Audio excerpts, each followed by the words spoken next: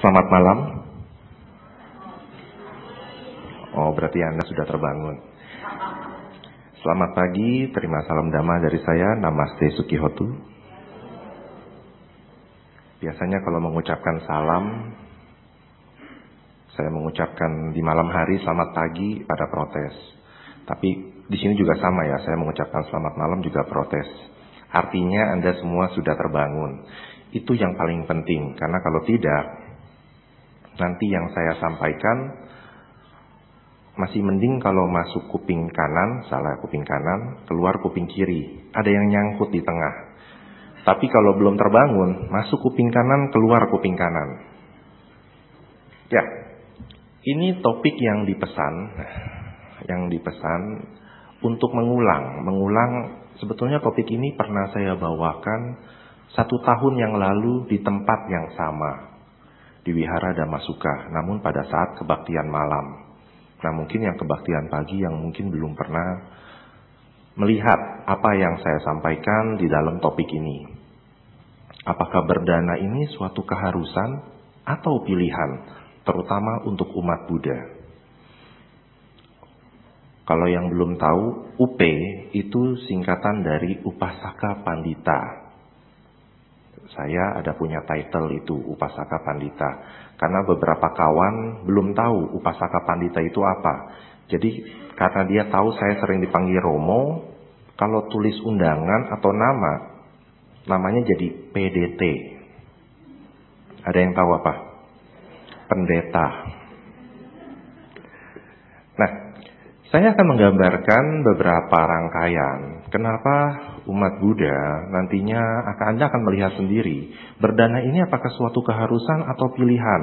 Nanti Anda sendiri yang merangkum sesuai dengan beberapa keterangan yang saya ulang dari beberapa kitab yang Buddha sampaikan.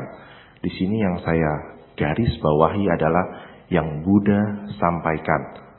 Dan saya mengulang, bukan saya yang menyampaikan. Ini adalah beberapa pertanyaan yang sampai sekarang banyak yang Anda tanyakan namun tersimpan di dalam hati. Terutama mendekati bulan Katina. Minggu depan tanggal 7, hari Sabtu, Wihara Pluit Dhammasuka akan melaksanakan perayaan Katina. Nah, di sana hanya satu yang terukir di kepala kita semua, dana. Nah, namun dana ini akan saya ulas agar Anda ketika melaksanakan perayaan Katina nanti punya satu keyakinan dan Anda tidak muncul pertanyaan-pertanyaan 3 pertanyaan ini. Yang biasanya ini yang paling banyak ditanyakan. Oh, Katina berdana karena tradisi umat Buddha. Saya tidak membahas Katinanya, tapi akan ada sedikit keterangan mengenai tentang dana di bulan Katina. Nanti saya yakin banyak penceramah dan biku yang akan hadir juga akan mengulang tentang latar belakang Katina, walaupun sekilas. Dan yang kedua, karena kita takut akan karma masa lampau. Jadi kita berbuat banyak kebajikan sekarang yang kita lakukan artinya karena ketakutan akan karma kita masa lampau. Ataupun yang ketiga, karena kita sedang mengumpulkan karma baik. Nah, saya tidak memberikan jawaban akhir, nanti jawabannya Anda sendiri yang menentukan. Yang saya mulai, Buddha memberikan gambaran bahwa parami, kebajikan, ada 10 yang bisa dilakukan. Disebut sebagai dasa punya kiryawatu. Dari 10 ini, 3 yang pertama, dari dana, sila, dan bawana, yang akan melatar belakangi 7 sisanya. Jadi Buddha sebetulnya dasarnya hanya 3. Dana, sila, dan bawana. Perbuatan yang lain, seperti apa Cayana Maya dan Weya Waca Maya, itu pengembangan dari sila dan selebihnya itu ada pengembangan dari dana dan bawana. Namun kenapa kalau dari 10 Anda bisa lihat ini urutannya jangan diganti. Memang Buddha sampaikan seperti ini. Ada maksud bahwa yang pertama, kenapa ditaruh dana? Karena perbuatan tersebut yang paling mudah dilakukan. Paling mudah. Kita mengartikan dana adalah memberikan. Sila adalah latihan moral. Bawana adalah bukan meditasi ya. Meditasi adalah salah satu kegiatan dari bawana. Tetapi bawana sendiri lebih diartikan sebagai pengolahan batin. Sehingga kalau Anda lihat di nomor 8 dan 9, Dhamma Sawana dan Dhamma Desana, di sana dimasukkan kelompok pengolahan batin. Yang seperti Anda lakukan sekarang, Dhamma Desana, mendengarkan Dhamma, adalah salah satu pengolahan batin. Sehingga dari dasa punya kiryawatu, saya kasih keterangan sedikit, dasa itu 10, punya itu artinya kebajikan, kirya itu perbuatan yang akan dilakukan. Jadi kalau punya kirya itu perbuatan kebajikan, dan watu artinya adalah landasan. Jadi dasa punya kiryawatu berarti landasan. 10 landasan perbuatan kebajikan. Nah, sehingga dengan dasar ini Buddha meletakkan dana yang pertama karena dana yang paling mudah dilakukan. Kenapa? Nanti Anda akan perhatikan di slide berikutnya kenapa saya katakan atau Buddha mengatakan dana sangat mudah dilakukan. Namun sebelum ke sana, bahwa sesuatu yang diberikan artinya kita memberikan. Baik bentuknya apapun juga, harus ada 3 hal ini. Sebelum, selama, atau sesaat, atau saat, dan sesudah. Sesuatu yang diberikan harus memenuhi 3 kriteria ini. Karena jika tidak, apa yang Anda akan berikan tidaklah sempurna. Contoh, perawalannya ini kan karena sebelum, artinya sebelum kejadian. Kita memikirkan, oh ya, saya mau dana wihara, maksudnya untuk dana paramita. Tapi uangnya tinggal 100.000. Kalau saya kasih, habis dong. Saya belanjakan dulu biar ada kembalian. Ada kembalian 50.000, belanjanya hanya 10.000. Jadi ada kauban. Dari kauban, siban mau didanakan. Tapi mikir lagi, kauban cuma selembar, cebanan ada 4. 1 aja dah, ceban aja. Tapi ceban mikir, oh ya, uang tol sekarang naik. Kasih goceng dah. Itu sebelum loh. Sebelum dilakukan. Dan pada saat Anda melakukan, Anda bahagia. Karena hanya memberikan goceng. Dan sesudah, Anda tidak memikirkan. Karena tidak merasa kehilangan. Dana tersebut dikatakan belumlah sempurna. Kenapa? Karena pada saat sebelum, kalau Pak Gede Prama mengatakan koruptif mind, pikiran yang terkorupsi. Kita ada keraguan pada saat akan melaksanakan dana, pemberian. Nah, sehingga Buddha menggambarkan dalam bahasa Pali, puba cetana, cetana sebelum memberi. Munca cetana, pada saat pemberian dilakukan. Apara cetana, setelah memberikan. Ada kebahagiaan di 3 titik tersebut. Kebahagiaan ya saya katakan, bukan kesombongan. Karena kalau sebelum cepeceng, saya mampu. Merasa gembira. Sesudah, saya mampu. Sesaat ya. Sesudah, langsung bilang-bilang ke semua orang yang hadir di sini. Tadi saya dana paramita cepeceng loh. Nah, kalau itu malah muncul yang namanya mana, kesombongan. Nah, 3 hal inilah yang mendasari satu perbuatan yang dikatakan sebagai dana. Walaupun dikatakan dana perbuatan yang paling mudah, 3 hal ini pertama harus terpenuhi.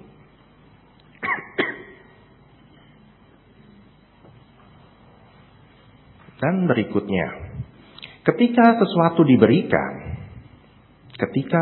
diberikan, bukanlah selalu berguna. Dikatakan dalam Dakina Wibangga Sutta ada 4 kesempurnaan, penerima dan pemberi. Jadi kemurnian pemberi bukan dari penerima. Jadi sesuatu yang kita berikan, terkadang kan contoh, ada yang mengatakan kita melakukan perbuatan sia-sia kalau kita melakukan sedekah di pinggir jalan. Padahal 3 hal pertama tadi sudah ada. Pikiran kita untuk memberi sudah ada semua, lengkap. Namun banyak orang mencela, ngapain? Dana kok diberikan di pinggir jalan, sedekah. Itu gak bagus loh. Nanti dipakai buat mereka buat ngelem. Ada yang tahu istilah ngelem? Nah, dulu saya gak tahu. Karena penasaran saya iseng. Pas di rumah ada ibon, saya buka, coba saya hirup gitu, cobain. Iseng gitu ya. Ulama hampir muntah. Saya bingung, kok orang di jalanan pada suka ya begituan. Bukannya pasiko loh, bukan. Jangan ikuti saya. Karena penasaran aja gitu. Maksudnya kenapa mereka mau melakukan hal tersebut. Nah, kemurnian pemberi bukan dari penerima. Jadi pemberi sudah murni. Tetapi si penerimanya tidaklah sempurna. Pada saat di sini Anda jangan merasa patah semangat. Anda sudah memenuhi syarat pemberian. Hanya saja kondisinya belum ideal. Karena penerimanya tidaklah murni.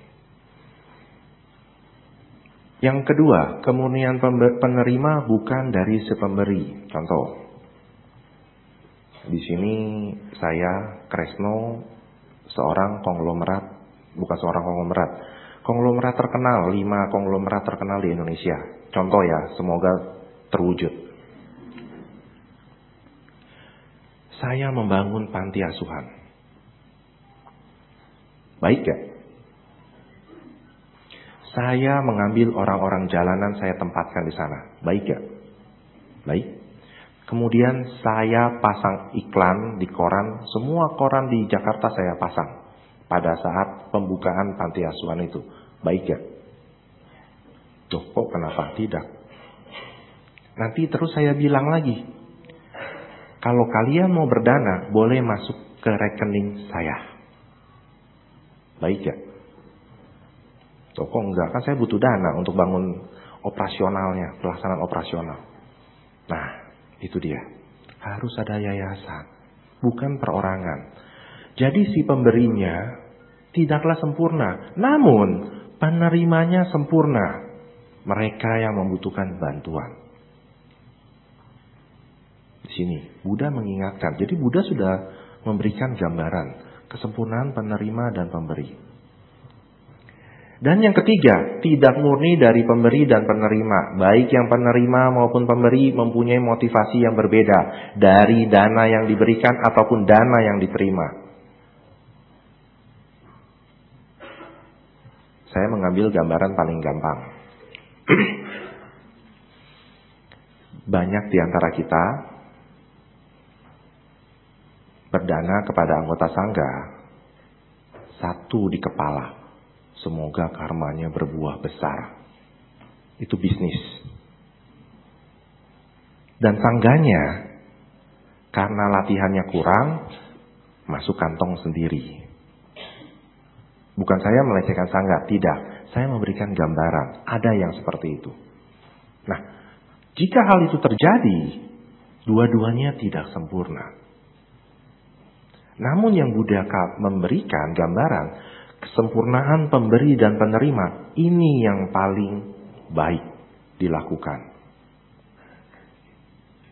Salah satunya di bulan Katina. Salah satunya, saya katakan itu ya. Artinya apa? Banyak selain di bulan Katina. Ada, jika kita bisa melihat kesempatan tersebut. Namun yang paling terlihat adalah di bulan Katina. Kenapa? Kita sudah terkondisi. Seperti sekarang, saya membantu mengkondisikan supaya Anda tahu manfaat dana. Anda diberitahu dana yang benar seperti apa. Sehingga pada saat pelaksanaan tidak ada keraguan dari pemberi adalah Anda. Dan penerima mereka adalah biku sangga yang memang melaksanakan wasa di bulan Katina 3 bulan, melatih sila. Nah, gambarannya seperti itu. Tetapi dalam Dakina Wibangga Sutta, Buddha tidak memberikan gambaran dana di bulan Katina. Adalah Buddha memang memberikan gambaran tentang dana. Itu saja.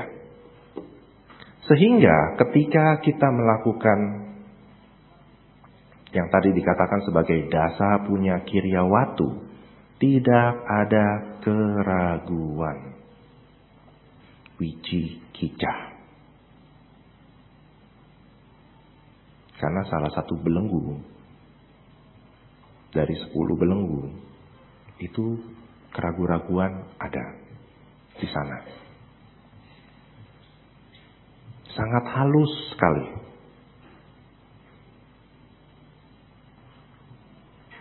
Contoh, waktu mau merdana kepada sangga, saya ambil contoh di bulan Katina, langsung pada mikir, ini bikunya wasa atau tidak ya? Ada yang pikir seperti itu enggak? Atau saya berikan gambaran. Bante Panya pernah kemari, Pak Yusti? Pernah ya? Bante Utamo pernah? Nah, pada saat Katina nanti ada Bante Panyawaro sebelah kanan. Karena sesuai dengan urutan sangga, yang paling senior di kanan. Yang kedua Bante Utamo. Yang ketiga Bante Kresno. Nanti Anda pada saat mau berdana, barisan sebelah sini akan berdana kepada siapa? Panyawaro sini. Kalau sini? Bante Utamo. Kalau sebelah sini? Yakin. Saya katakan kenapa yakin? Karena saya pernah mengalami ketika ada satu perayaan Katina yang besar di satu wihara Jakarta yang besar, Bante Panyawaro memang ada pada saat itu, dan ada Bante Damasubo, Bante Sukemo, ada semua senior, dan mereka semua penuh oleh umat yang mengantri. Tetapi banyak Bante-Bante yang lain sepi.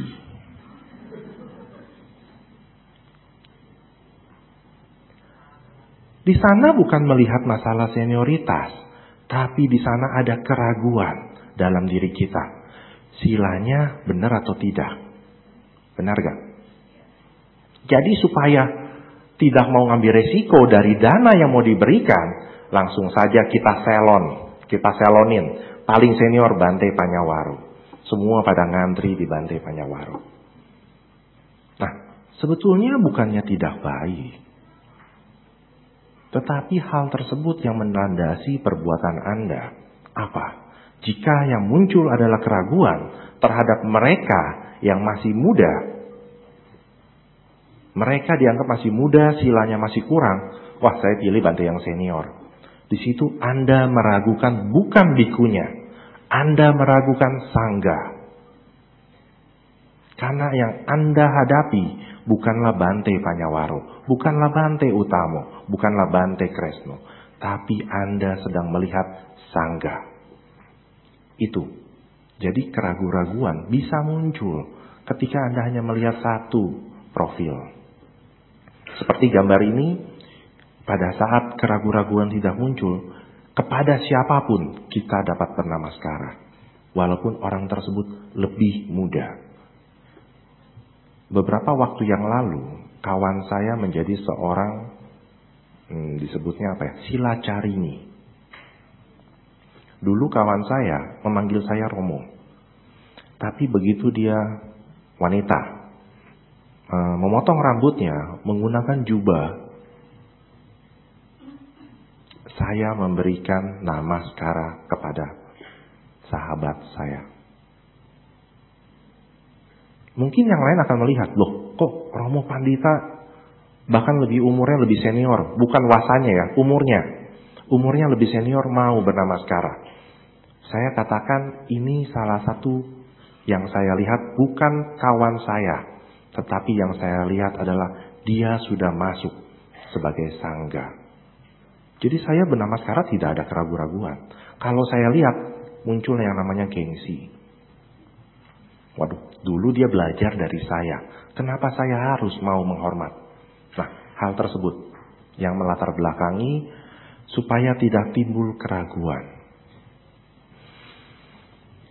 Di sini dalam Dhammapada bab 2 ayat 25 ini ada satu cerita. Jika kita melakukan satu perbuatan walaupun kecil, hasilnya bisa menjadi besar sekali. Kenapa saya katakan tersebut? Karena latar belakang dari Dhammapada ini adalah cerita tentang Culapantaka. Ada yang tahu? Yang tahu angkat tangan? Yang tahu cerita Culapantaka? Oh, saya salah bertanya. Yang tidak tahu angkat tangan. Nah, oh sedikit loh yang tidak tahu, berarti yang tahu banyak nih. Culapantaka mempunyai seorang kakak yang bernama Mahapantaka. Mereka dua-duanya adalah memasuki menjadi murid dari Buddha, anggota sangga. Namun kalau Mahapantaka itu sangat intelektual, pintar, Culapantaka lemot. Sehingga ketika diundang satu upacara pemberian dana makanan di rumah Jiwaka, Mahapantaka bilang kepada adiknya, engkau tidak diundang karena latihan kamu kurang. Sehingga kasihan nanti pemberi dana. Nah ini terjadi. Akhirnya Culapantaka sedih. Pada saat yang bersamaan ketika semua biku sedang berjalan menuju rumah Jiwaka, pada saat itu Buddha dengan kekuatan gaibnya muncul di hadapan Culapantaka dan hanya memberikan satu kata. Rajo Haranang. Satu kata.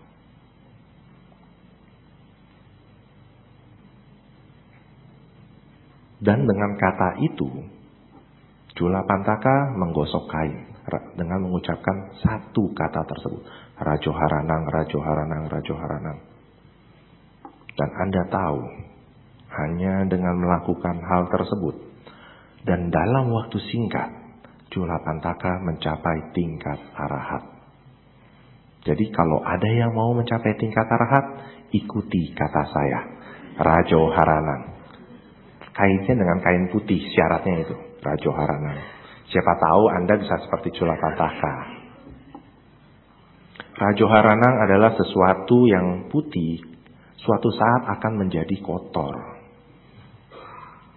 Jadi dengan menggosok ini kain putihnya akan menjadi kotor kan. Nah, hanya melihat fenomena tersebut, malah terbuka. Culapantaka yang tertutup oleh kebodohan menjadi intelektualnya sangat tinggi, bahkan menembus tingkat arahat.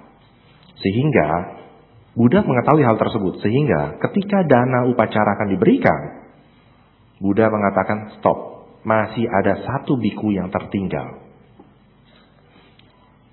Obe dari Jiwaka disuruh pergi menjemput Culapantaka. Namun tidak disebutkan siapa bikunya. Tapi ketika dia datang, karena dengan kegembiraan yang demikian besar dari Culapantaka, Culapantaka mencapai tingkat arahat juga dengan plus-plus. Dia mempunyai kekuatan gaib. Pada saat itulah Culapantaka membelah tubuhnya menjadi 1.000 orang. Obenya yang datang, pelayan dari Jiwaka, waktu melihat kejadian tersebut, kaget. Buddha nyuruh jemput 1 orang. Kenapa kok di wihara ada 1.000 orang? Pulang lagi. Kemudian Buddha mengatakan, yang kamu jemput, biku yang bernama Culapantaka. Pergi lagi. Waktu ditanya, siapa Culapantaka? 1000 orang angkat tangan. Bingung lagi, disuruh jemput 1 orang, kenapa 1000? Pulang lagi, bilang kepada Buddha, Buddha, semuanya mengaku bernama Culapantaka.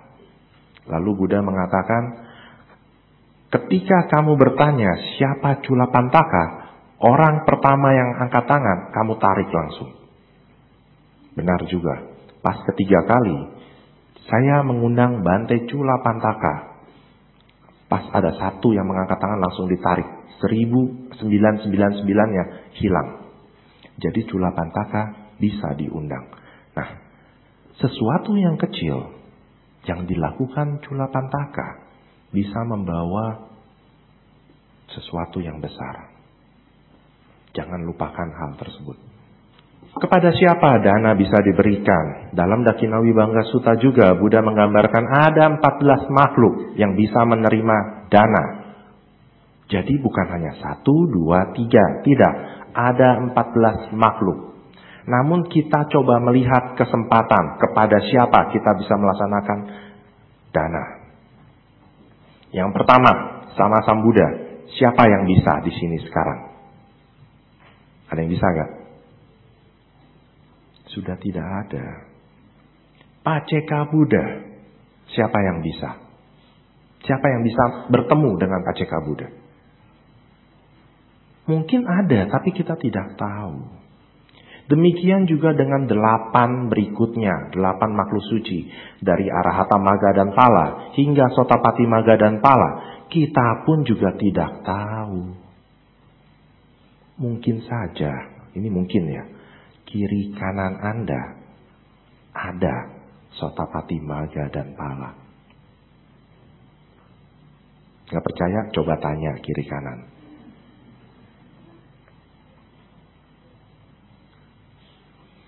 Jadi sudah 10 makhluk yang sulit ditemui dari 14. Yang ke-11, mereka yang mencapai tingkat jana.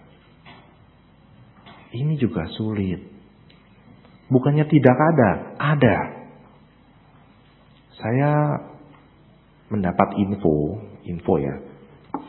Ada beberapa sayalai yang kalau saya yakin sayalai itu pernah diundang kemari. Banyak yang percaya sayalai itu sudah mencapai tingkat jana. Jana bukan sesuatu yang sulit. Mereka yang berlatih meditasi, jana itu sudah pasti satu hal yang mereka akan dapatkan. Namun terkadang orang yang mencapai tingkat jana tidak pernah mau ngaku. Saya sudah sampai jana 1, 2, 3, 4. Belum pernah. Sehingga kalau kita mencari orang yang jana juga termasuk sulit. Orang yang ke-11. Namun orang yang ke-12 ini yang paling mudah kita dapatkan dengan melihat pola hidupnya. Mereka yang melaksanakan sila. Siapa? Siapa? Suaranya kurang jelas. Anggota Sangga, Anda melaksanakan sila atau tidak? Orang yang melaksanakan sila termasuk kita. Karena Anda tadi sudah saya yakin membacakan Pancasila, 5 latihan moral.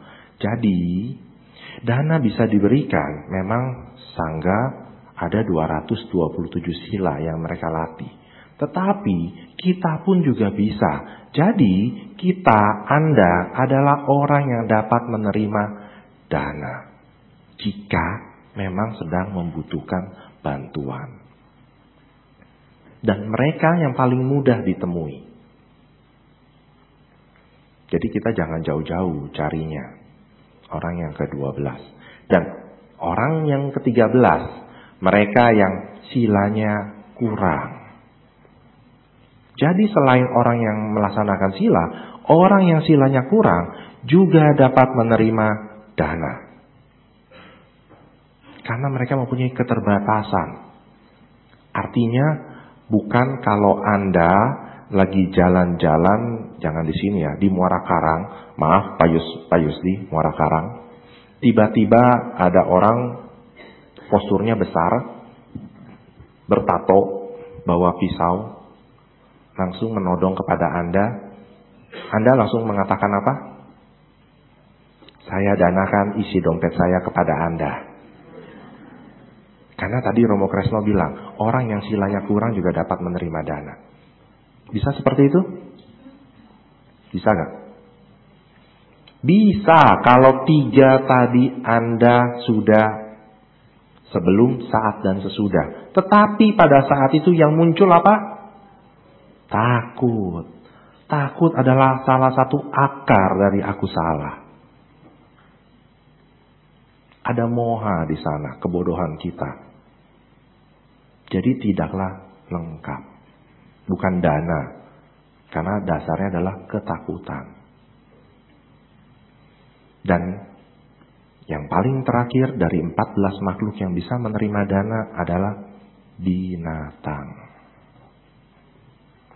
Jadi jangan susah-susah jika ingin berdana. Kepada binatang pun Anda bisa, saya bisa, kita bisa. Di dalam Wacagota Sutta, di sini dalam salah satu bagian dari Anguttara Nikaya, Wacagota bertanya kepada Buddha, Buddha, bagaimana pemberian harus dilakukan, yang sesuai dan tidak sesuai? Dan di sana Buddha memberikan gambaran singkat. Pada saat pemberian, sebaiknya ada 3 yang harus dihindari. Yang pertama, menghalangi orang yang akan memberikan. Artinya, saya menakut-nakuti Anda. Jangan kasih dia, nanti akan percuma, sia-sia. Dan yang kedua, melarang dengan keras, obstruktif. Udah gak perlu, dia gak perlu. Dan yang ketiga, terjadi. Pemberian tersebut memang tidak jadi diberikan. Dan di sana, untuk mengatasi 3 hal tersebut, Buddha hanya memberikan gambaran kepada Wacagota. Bahkan kamu hanya memberikan sisa makanan kamu yang dimasukkan ke dalam kolam. Itu akan menjadi benih kebajikan kamu. Hanya memberikan sisa makanan. Tapi habis itu jangan Anda nanti jalan-jalan ke mana? Kali yang pik yang baru, habis itu lagi makan nasi, oh ya saya mau kasih makan ikan, sisanya dibuang semua. Bukan seperti itu ya. Itu ketangkep Ahok repot itu.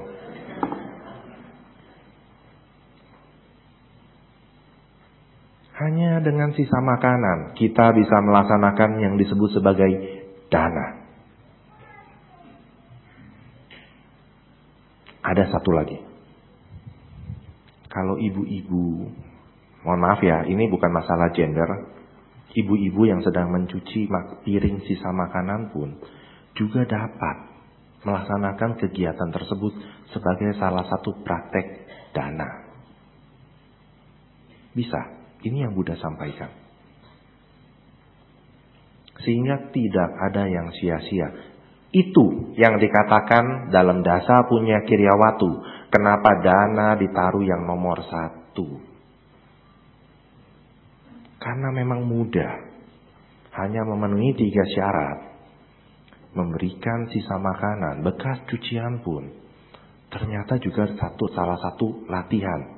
Kategori berdana. Sulit apa susah? Gampang atau mudah?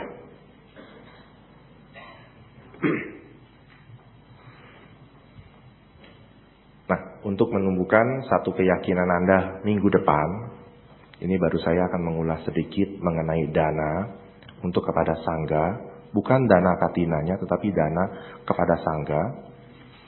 Jadi kita harus bersama-sama mempunyai pemikiran, kita akan memberikan dana kepada sangga, bukan kepada individu biku.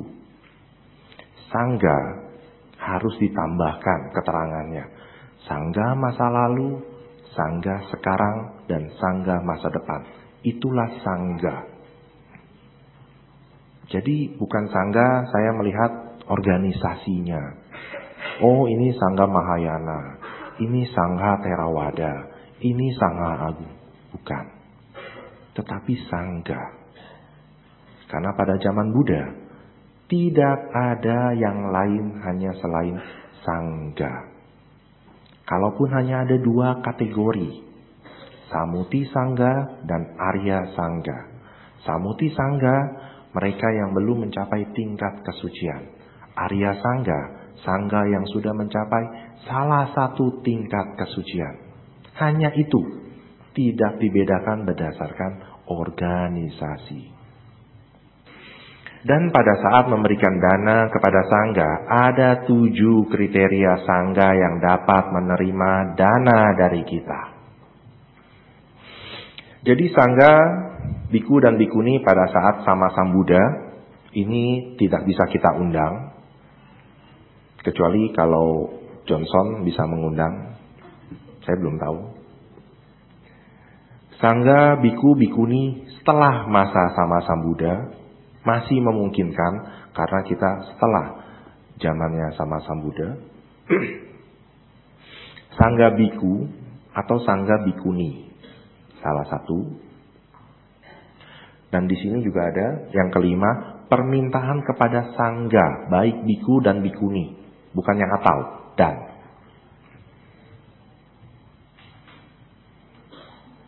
Yang keenam, permintaan hanya sejumlah biku. Karena di Indonesia terbatas, yang biasanya misalkan, saya mengambil contoh syarat di bulan Katina, untuk memenuhi quorum, itu harus ada 5 persyaratannya. Tetapi karena limitasi waktu, orang, dari bikunya, sangganya, hanya terkumpul 3. Nah, jadi ini harus ada permintaan sangga, biku. Ataupun yang terakhir, bikuni, apalagi. Saya melihat di sini banyak wanita. Ada yang sudah mendaftar? Belum ya? Bukannya tidak, belum. Nah, inilah 7 sangga yang kita bisa undang. Namun, di dalam salah satu sutta, Mahaparinibbana Sutta, Buddha menggambarkan suatu saat nanti ketika sangga hanya tersisa 1 orang. Dan pada saat itu, 1 orang ini latihan moralnya juga kurang. Apakah pantas menerima dana? Buddha mengatakan, orang tersebut karena masih membawa nama sangga, walaupun latihan moralnya kurang, tetap merupakan ladang untuk berdana. Tapi nanti, kalau sangganya tinggal 1, moralnya kurang. Jadi kita jangan takut, sekarang sangganya masih lebih dari 2 tangan saya. Tapi itu nanti, Buddha memberikan gambaran seperti itu. Yang dimaksud Buddha kenapa? Yang tadi. Kita melihat bukan individu, tetapi adalah lembaganya, sangga. Sangga masa lalu, sekarang, dan yang akan datang. Itulah yang kita hormati.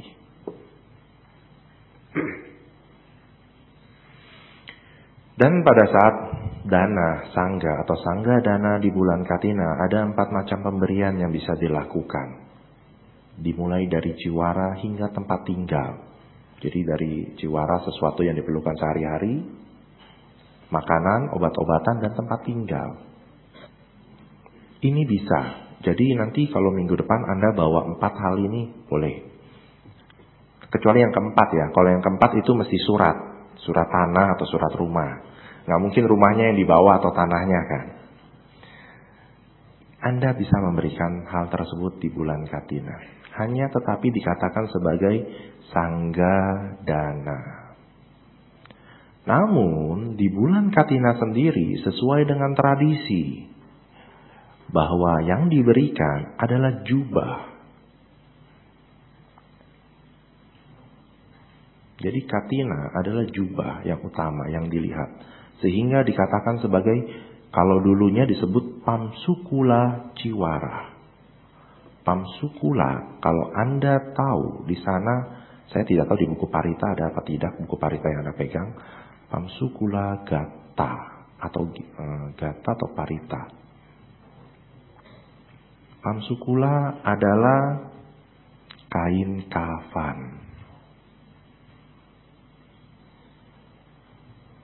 Tapi apakah sekarang kita harus cari kain kafan?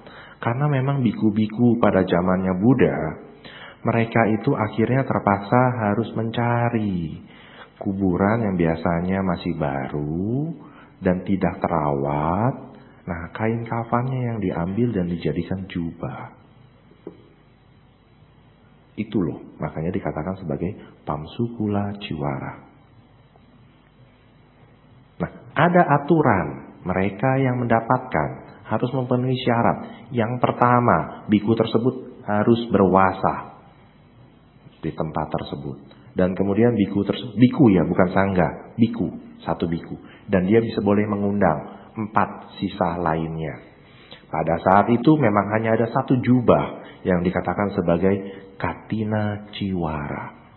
Jubah pada saat katina.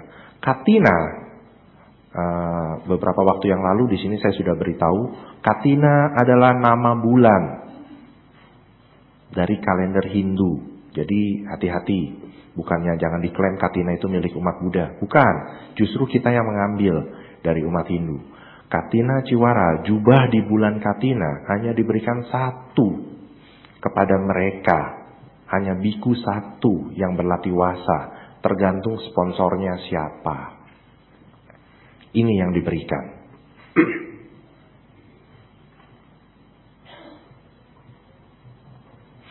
Sehingga setelah Anda tahu manfaat dana dan kepada siapa dana diberikan, semoga tidak muncul pertanyaan yang di awal. Jika Anda hanya sebatas mengikuti apa yang sudah ditanamkan sejak kecil atau sejak Anda mengenal ajaran Buddha, pada saat di bulan Katina kita harus berdana. Pada saat itulah Anda timbul konsep yang namanya pengorbanan. Namun jika Anda tahu manfaat dana yang Anda berikan, kepada siapa Anda berikan, pada saat itulah pilihan di tangan Anda. Anda mau melakukannya untuk apa? Itu adalah pilihan Anda. Pada saat di bulan Katina sebetulnya terjadi 2 pertemuan. Bukan 2 pertemuan. 1 pertemuan, 2 kepentingan. Yang pertama, kepentingan Sangga. Yang kedua, kepentingan Anda. Kenapa? Pada saat di bulan Katina, selesai masa wasa, Sangga membutuhkan kembali komitmen Anda untuk dapat mendukung mereka. Dan yang kepentingan kita sebagai umat perumah tangga, pada saat di bulan Katina, pada saat itulah kita memperbaharui resolusi kita. Yang pertama, kita masih berpegang teguh terhadap tiratana, 3 permata. Ini loh yang harus dipegang. Dan yang kedua, resolusi bahwa kita mau terus mendukung Dhamma dengan cara mendukung Sangga. Soalnya kalau kita tidak mendukung, wah repot. Dan yang ketiga, kita mau mendukung tempat institusi pengembangan Dhamma. Salah satunya wihara. Karena kalau wiharanya tidak ada operasional, bagaimana nanti kita mau berkembang? Kalau Anda tidak mempunyai pemahaman terhadap Dhamma, Anda tidak mempunyai keyakinan terhadap Sangga. Kalau tidak ada keyakinan kepada Sangga, tidak ada lagi yang namanya Sangga Dana.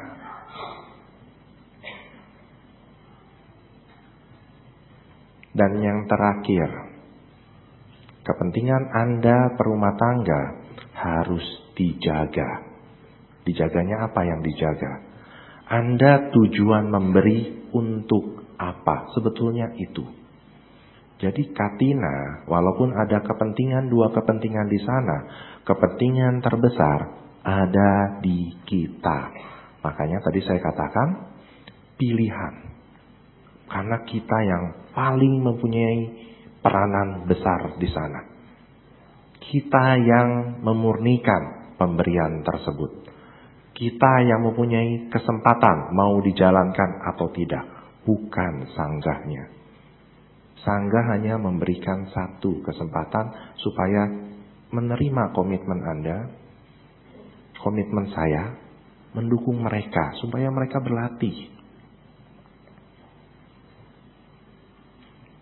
Nah, sehingga Anda sudah bisa menjawab 3 pertanyaan yang di awal tadi.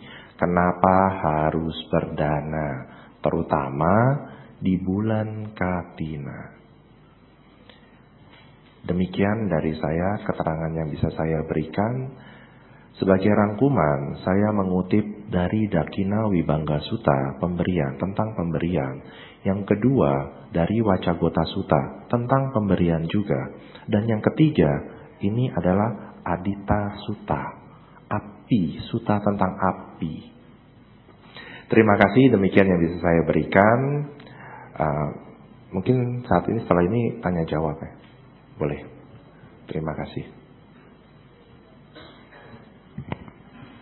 Baiklah, kepada Bapak Ibu serta teman-teman sedama, bagi yang ingin bertanya kepada Romo, nanti bisa tulis pertanyaan di kertas yang ada di depan bangku masing-masing, atau bisa juga nanti ke depan untuk bertanya langsung kepada Romo. Sambil mempersiapkan pertanyaan, mari kita sama-sama menyanyikan satu buah lagu.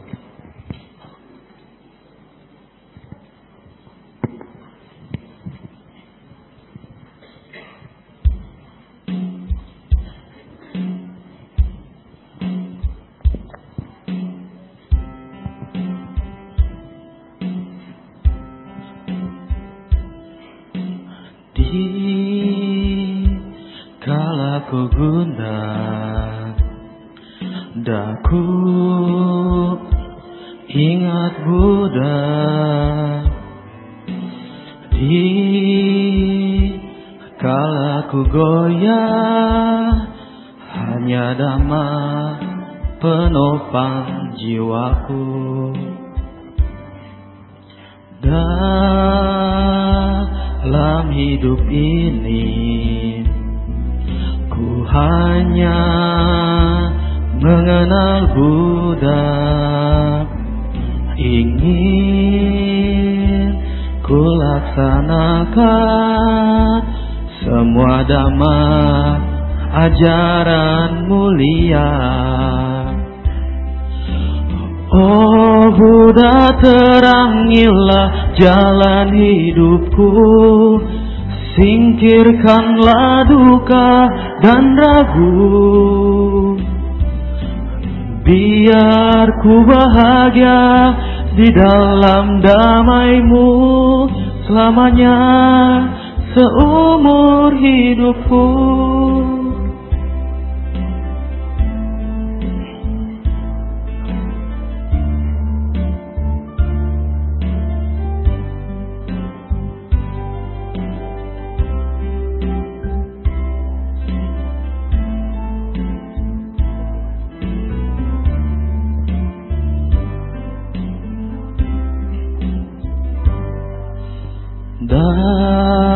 Dalam hidup ini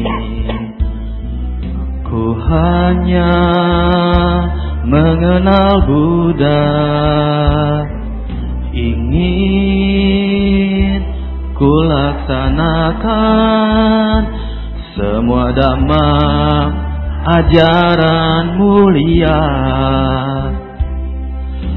Oh Buddha, terangilah jalan hidupku, singkirkanlah duka dan ragu, biar ku bahagia di dalam damai-Mu selamanya seumur hidupku. Oh Buddha, terangilah jalan hidupku, singkirkanlah duka dan ragu.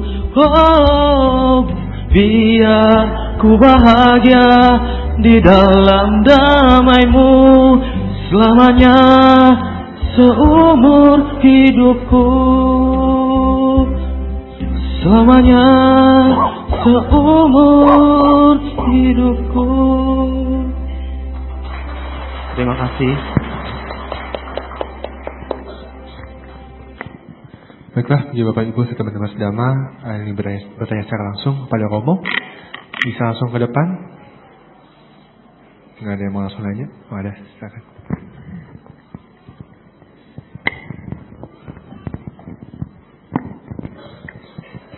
Selamat pagi, perkenalkan diri, nama saya Adi.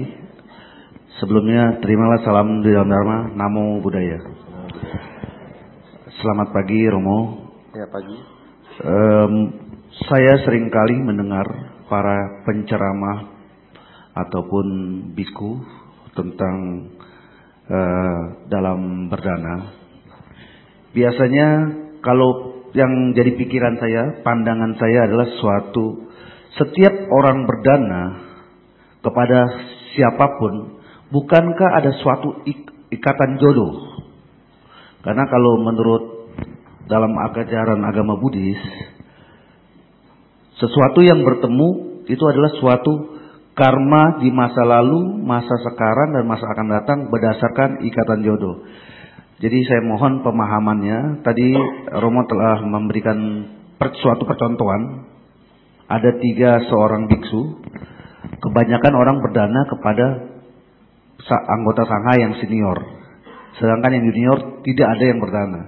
Tapi kalau saya menilai itu suatu pantulan cermin dalam sikap si anggota sangha tersebut. Jadi timbullah suatu keraguan kepada umat. Kenapa umat itu ragu? Kemungkinan besar itu adalah suatu pantulan atau cerminan si anggota sangha tersebut. Bukan berarti saya memvonis sangha ini belum maksimal. Jadi tolong diberikan pemahamannya. Karena pandangan saya itu ada suatu ikatan jodohnya. Mungkin seperti itu saja. Terima kasih. Ya, terima kasih. Sebelum saya menjawab, mungkin saya akan membacakan tentang Adita Sutta. Mungkin bagian belakang sulit membaca. Demikian pula dunia ini terbakar oleh usia tua dan kematian. Oleh karena itu seseorang harus menyimpan dalam kurung ini kekayaannya dengan cara berdana. Sesuatu yang dipersembahkan yang pasti akan aman tersimpan. Itu tertulis dalam Adita Sutta. Jadi penggambaran utama dari Adita Sutta Buddha menggambarkan ketika ada rumah yang terbakar, apa yang bisa diselamatkan dari rumah tersebut? Karena semuanya sudah habis terbakar. Jadi sesuatu yang berbentuk itu pasti akan musnah.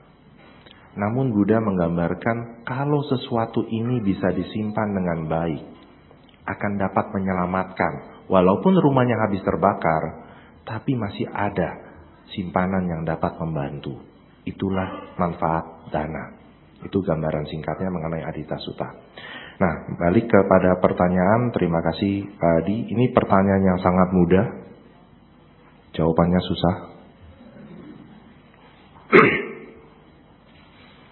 Kita harus hati-hati dengan karma. Karma sesuatu yang netral. Memang tadi refleksi, benar. Saya akan coba jawab singkat, semoga dapat dimengerti. Yang dikatakan benar seperti itu. Tetapi apakah itu akan menjadi yang kita bawa terus-menerus? Artinya, kalau kita sekarang menderita karena karma kita, apakah seterusnya kita akan menderita? Tidak. Oleh karena itu saya memberikan Anda gambaran apa yang kita lakukan sekarang adalah pilihan. Bukan sesuatu yang tercermin karena masa lampau ataupun tidak. Memang ada, karma gerbong-gerbongnya ada. Contoh, Anda melihat saya mungkin, Kresno mukanya enak dilihat, gemuk. Tapi ketika nanti saya kurus, muka lu jelek, susah malas ngelihatnya. Nah, hal tersebut memang ada kaitan dengan karma. Kalau kita terkadang melihat seseorang merasa suka walaupun baru pertama kali. Tapi baru pertama kali juga ngelihat, kok jadinya gak enak banget duduk dekat dia ya. Nah, seperti itu ada. Tapi balik kepada kita pilihan. Kita ketika melakukan hal tersebut, kita sebetulnya sedang menanam karma berikutnya. Anda melakukan hal tersebut, ada timbul yang namanya patiga, kebencian, menolak. Pada saat Anda menolak, pada saat itulah karma tertanam. Sehingga ketika ada satu kejadian, Anda punya pilihan. Tadi seperti saya gambarkan tadi, ada 3 biku, Anda punya pilihan. Tetapi yang muncul harus dengan pikiran yang baik. Bukan karena adanya keraguan-raguan. Bukan karena perasaan suka atau tidak suka. Sehingga karma juga bisa, bukan dihapuskan, diminimalisasi. Pada zaman Buddha, ada sekelompok sangga di dalam Megya Sutta. Bukan Megya Sutta, Kosambi Sutta, karena terjadinya di kota Kosambi. Bukan Kosambi dan Mogot, bukan ya. Kosambi Sutta. Sekelompok biku karena bertikai, akhirnya semua umat tahu, wah, level bikunya kurang bagus. Mereka, umat-umat itu, setuju, tidak mendukung sangga, tidak memberikan makan. Sangganya kelaparan. Kenapa? Karena Buddha pun meninggalkan mereka. Apakah terjadi karena karma? Tidak. Mereka kelaparan karena apa yang dilakukan sekarang, pada masa saat itu. Karmanya mungkin ada, tetapi bukan penentu. Penentunya apa? Yang sekarang kita sedang jalani. Seperti itu Pak gambarannya. Sehingga kalaupun memang ada karma, janganlah kita sebagai hakimnya. Biarlah karma itu berbuah. Mungkin setelah lewat Katina, biku yang paling muda, Bante Kresno, itu nanti bisa kelaparan. Kenapa? Ya karena mungkin dulunya pelit, tidak didukung oleh umat. Bisa saja terjadi. Nah kalau itu karma yang bermain. Tapi kalau ada kita jangan jadi penentu karma. Biarlah kita mempunyai pilihan. Namun pilihannya atas sesuatu yang baik. Dalam dasa punya Kiryawatu yang paling terakhir, Dityu Kama, pandangan yang baik. Itu. Jadi yang ke-10 itu pandangan yang baik. Semoga berkenan ya Pak ya. Pertanyaannya banyak, jadi saya harus cepat. Saya belum baca semua, jadi belum pikirkan jawabannya. Di bulan Katina, pemberian dana berupa uang apakah kurang bermanfaat dibandingkan dana berupa jubah? Tadi saya memberikan gambaran bahwa sekarang sudah ada pergeseran, jadi bukan hanya jubah, boleh yang lain. Karena jubahnya justru sekarang berlimpah, yang pakainya yang kurang. Kecuali kalau di sini ada yang mau memakai. Serius. Jadi saya mendatangi satu wihara, jumlah bikunya hanya 5, 7. Karena 2 lagi diundang keluar. Jubahnya 200 lebih. Bikunya sendiri sampai bingung. Terus sabun. Bisa buka toserbah. Banyak. Makanan sampai ada yang rusak. Sia-sia. Uang sekarang salah satu yang paling mudah disimpan dan digunakan. Boleh. Karena memang sudah ada pergeseran budaya. Bukan menyalahi winaya, tidak. Tetapi kita mencoba memfasilitasi. Yang tadi, komitmen kita yang ketiga. Supaya sangga juga mempunyai kehidupan yang baik. Contoh, sangganya bisa diberikan asuransi. Jadi kalau sangganya sakit, nggak repot mesti nelfon umat siapa nih segala macam. Sangganya punya kartu, bisa datang ke rumah sakit langsung. Setuju? Dan yang kedua, pindah patah kemudian nitip makanan, tapi tidak datang. Bukannya tidak bermanfaat, tetapi kurang. Di dalam bukunya Dr. Mentimon, di dalam Karmala Pencipta Sesungguhnya, ada satu cerita, Biku Sona, papanya akan meninggal, dan Biku Sona dikatakan sudah mencapai tingkat arahat. Biku Sona tinggal di Sri Lanka. Ketika melihat hal tersebut, dia membawa papanya ke pagoda. Dan dia mengajak papanya sendiri mendanakan buket bunga kepada pagoda. Bukan menitipkan. Sekali lagi, bukan menitipkan. Kenapa? Karena pada saat kita melakukan sesuatu, ada satu yang namanya piti, kegiuran. Kalau Anda melakukan sesuatu yang Anda senangi, merasa puas kan? Ada piti di sana sebetulnya, kegiuran. Itu yang akan berkurang kalau Anda tidak melakukannya sendiri. Bukannya kurang bermanfaat, manfaatnya ada, tapi Andanya akan kurang merasakan manfaat tersebut. Dan pertanyaan berikutnya, bagaimana cara syarat pengambilan pamsukula ciwara oleh biku karena pengambilan barang yang tidak diberikan itu dilarang? Saya bingung pertanyaannya, karena bikunya bukan mencuri. Mungkin maksudnya pamsukula ciwara ini harus ada, kalau biku harus ada sponsor. Jadi sebelum memasuki masa wasa, ada umat yang mau mensponsori biku tersebut. Bante, izinkan saya menjadi sponsor pemberi jubah nanti setelah masa wasa. Boleh. Hanya satu. Itu boleh. Untuk mempermudah pendanaan, bolehkah umat memberikan angpau? Boleh tadi. Angpaunya yang ada isi. Jangan cuma angpau aja. Kalau anak saya dulu saya kasih angpau, anak saya nanya, kok kosong? Yang penting angpaunya, warna merahnya. Apa manfaat yang paling ada dari berdana? Tadi saya lupa memberitahukan Anda, bahwa pada saat berdana, yang harus Anda lakukan satu, yang paling terakhir, aspirasi. Semoga dana yang saya berikan ini dapat membantu proses saya menuju pencerahan. Aspirasi. Bukan minta timbal balik, tidak. Aspirasi. Agar kita mau terus melakukan hal tersebut. Masalah itu terwujud atau tidak, kita tidak perlu tahu. Yang pasti akan menimbulkan aspirasi. Kenapa? Aspirasi ini pernah dilakukan oleh salah satu keponakan dari Anantapindika. Namun aspirasinya salah. Karena dulu dia pernah ditolak oleh seorang wanita sehingga dia mempunyai aspirasi. Semoga kehidupannya akan datang. Semua wanita, baik tua muda ataupun siapapun yang melihat saya akan jatuh cinta. Dan ternyata benar. Pada zaman Buddha, pemuda tersebut terlahir sebagai salah satu keponakan dari Anantapindika. Dan semua wanita yang melihat dia, itu langsung kelepak. Sehingga pemuda tersebut sampai ditangkap oleh raja karena mengacaukan keadaan. Istri orang pengen ikut dia gitu, repot kan? Jadi hati-hati terhadap aspirasi.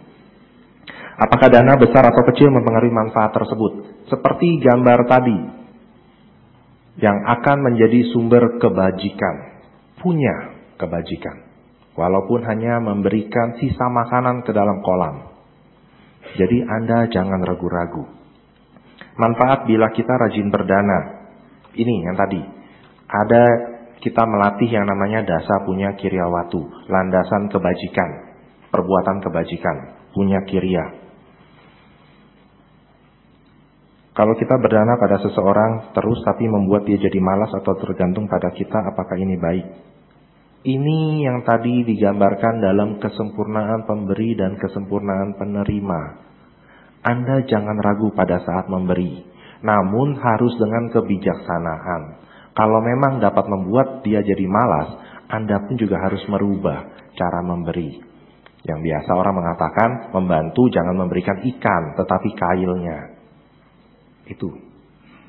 Jadi kita pun juga jangan mentang-mentang dana paling mudah, kita jor-joran dana. Oh, Romo bilang dana paling mudah diberikan. Bukan seperti itu juga. Kesempurnaan penerima dan pemberi harus ada. Namun bukan membuat kita ragu-ragu.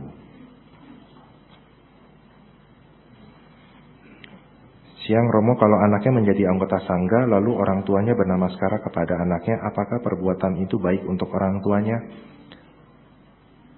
Jawabannya, Baik. Kenapa? Orang tua tersebut bukan menghormat kepada anaknya, tetapi orang tua tersebut menghormat kepada sangga. Kebetulan saya pernah menghadiri satu perayaan, bukan satu perayaan, tetapi satu upacara,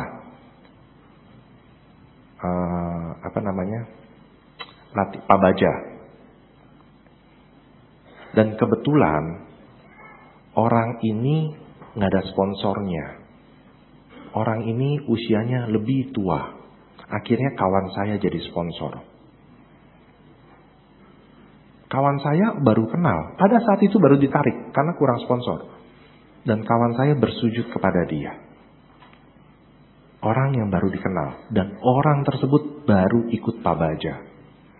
Tidak ada masalah. Ini memang usianya mungkin lebih tua kali ya yang ikut pabaja. Kalaupun lebih muda seperti gambaran tadi saya bernamaskara kepada seorang Silacarini. Tidak ada masalah untuk saya. Karena saya tidak melihat individu. Tetapi sanggahnya yang saya lihat. Jadi orang tuanya juga tidak masalah. Justru baik. Karena pemberian dana ini kata orang. Yang paling besar adalah mendanakan anaknya masuk menjadi anggota sangga. Siapa yang berminat? Oh nggak ada. Saya balik pertanyaan. Siapa yang tidak berminat? Kenapa berdana harus lihat sangga itu melakukan wasa atau melakukan sila dengan baik atau tidak? Bukannya menjadi sangga atau biku itu sudah menjadi susah. Dan kita sendiri tidak mau menjadi anggota sangga, jadi seharusnya tidak boleh menuntut biku untuk sempurna. Ini benar. Ini benar sekali.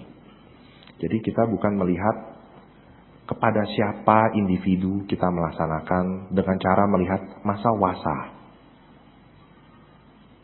Namun ada satu cerita, semoga waktunya cukup. Biku Kasapa, Mahakasapa, beliau adalah biku Dutangga. Jadi melaksanakan masa wasanya di dalam hutan. Selesai masa wasa ketika beliau berjalan, pada saat itu Dewa Saka beserta istrinya melihat kesempatan ini adalah kesempatan langka sekali. Kalau Dewa Saka muncul dengan wujud sebagai dewa beserta istrinya, pasti akan ditolak oleh Mahakasapa. Yang dilakukan apa? Dewa Saka beserta istrinya berubah wujud menjadi kakek dan nenek dan memasak makanan kari. India, kari. Mahakasapa tidak curiga. Hanya saja memang agak bingung. Sekian kilometer bau itu sudah tercium, bau karinya. Namun karena Mahakasapa berjalan tanpa mempunyai justifikasi apapun juga, penilaian apapun juga, bertemu dengan kakek nenek yang mempersembahkan makanan, beliau menerima. Namun satu suapan pertama langsung menghentikan Mahakasapa untuk makan lebih lanjut. Karena waktu dia makan, baru dia tersadar. Makanan tersebut bukan makanan yang dibuat oleh manusia. Karena rasanya katanya enak sekali. Cuma saya nggak tahu ya, haucenya itu seberapa. Tapi yang pasti, Mahakasapa langsung menghentikan dan langsung melihat dengan mata batinnya. Ternyata di hadapannya adalah Dewa Saka dan istrinya. Kenapa Dewa Saka dan istrinya mau melakukan hal tersebut? Walaupun menipu, tanda kutip. Karena kesempatan seorang biku senior seperti sesenior Mahakasapa sangat sulit. Dan ladang ini ladang yang sangat subur sekali. Sesuai dari tingkatan 14 makhluk, Mahakasapa sudah menduduki posisi yang ketiga, Arahata Pala. Beliau seorang arahat. Kesempatan ini sangat jarang ditemui.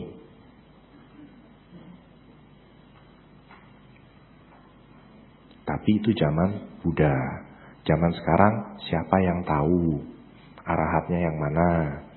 Sakadagami, Anagami, dan Sotapatinya yang mana? Kita tidak tahu. Pertanyaan ini saya sangat setuju sekali. Jangan menilai ke sana. Balik, kita lihat adalah sangga. Masa lalu, sekarang, dan akan datang. Bukan individu. Karena itu akan mengurangi keraguan kita pada saat melaksanakan dana. Atau penghormatan, paling gampang, penghormatan. Dulu saya sempat gengsi. Dulu waktu masih SMA, saya bilang ke dalam diri saya dan kepada kawan-kawan, kepada papa mama saya saja sendiri tidak pernah bernamaskara. Kenapa saya harus bernamaskara kepada mereka?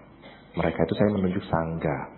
Maklum, pada saat itu adalah zaman jahiliyah, zaman kegelapan. Saya belum belajar.